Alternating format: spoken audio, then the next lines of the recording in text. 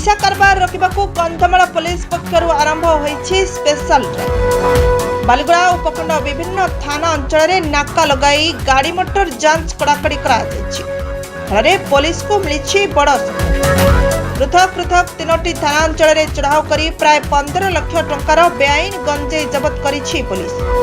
बालीगुड़ा नुआगां और दारिंगबाड़ी थाना अंचल गोटे दिन में 260 केजी बेआईन गंजेई जबत करने सह घटना 7 जन गंजेई माफिया को बांधिला police.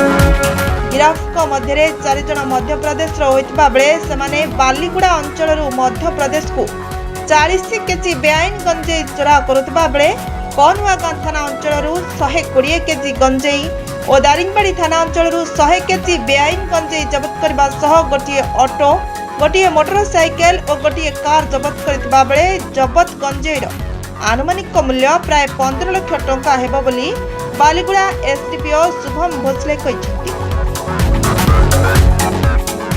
Baliguda Sanjay Kumar Panigrahi report photo news.